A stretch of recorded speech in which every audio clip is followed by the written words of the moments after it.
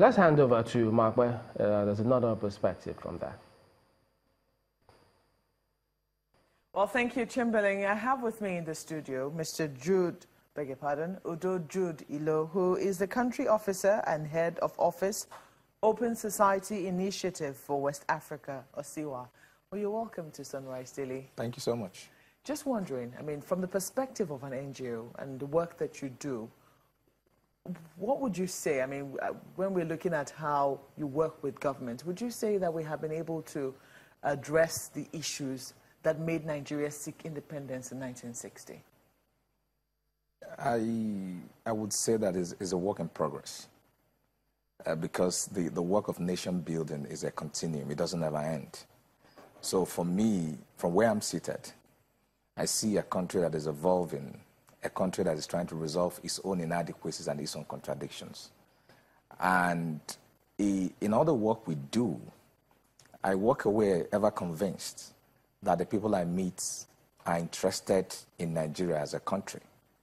Maybe they don't know how to go about it, or they are constrained by either selfish or other parochial sentiments. But the point of the matter is that there's a Nigeria in their mind.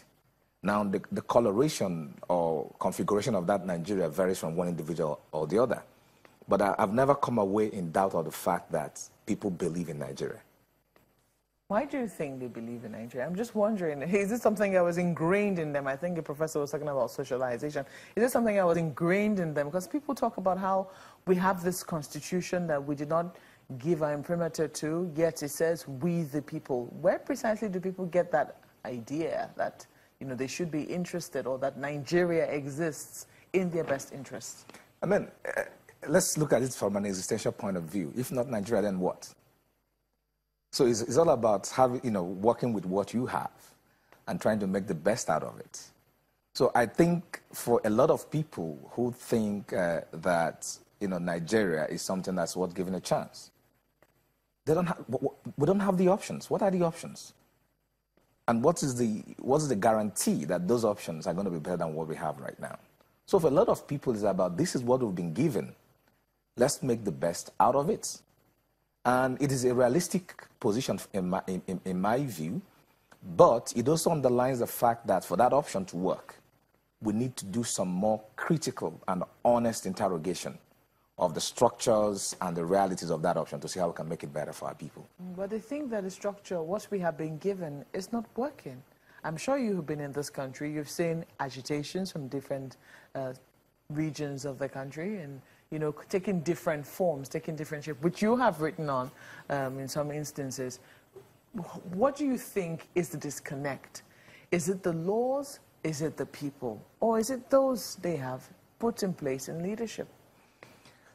Well, I would start by saying that in every federation like ours, in every country where there's a federal system, the underlying consideration in the structure or the system that is operated is effectiveness. Is it working? Does it serve the interests of the people? Does it serve the interests of stability? Does it serve the interest of a future of prosperity? In our own case, if we apply the test of effectiveness, we've got a problem. Our system has not been effective. It's manifested in bad leadership. It's manifested in people who are not patriotic like we used to hear in the past.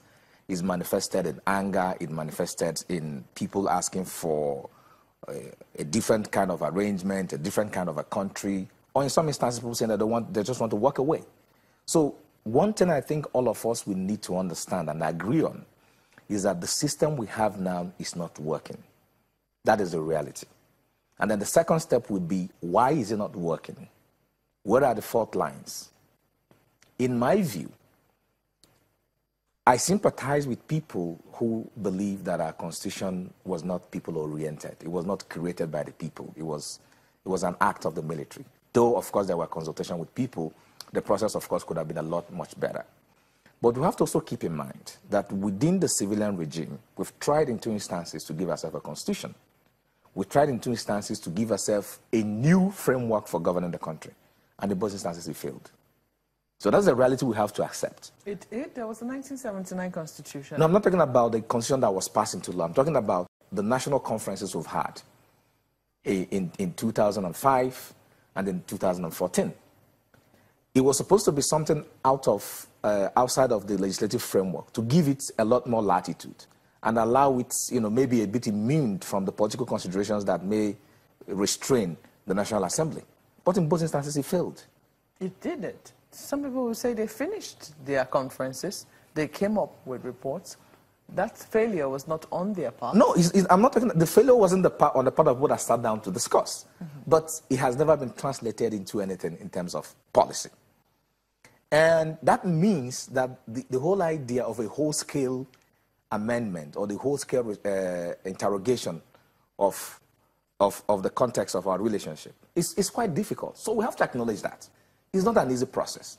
There are many identities in this country you have to deal with. There are many interests. There are many perceptions that you have to deal with. So the whole process of rejigging or redefining this relationship is going to be really, really problematic. But it is something worth doing because in the first instance, what we have is not working. So we can't keep operating a system that undermines the stability and the prosperity of the country. Your organization has been very involved in terms of electoral processes. I mean, the systems that throw up leadership and even governance processes. Where do you think this failure lies? You say the system we have is not working. By that, do you mean the system of government? Or is it in terms of how Nigeria is currently arranged? Which one of them are you talking about? I think it's a mix of all of them. In the first instance, we have a constitution, for instance, that unduly burdens the federal government. So you look at the constitution, you look at the exclusive list, you have about 68 items, which incidentally includes building a road in my village in Achi, Ojuva local government area, as a function of the federal government.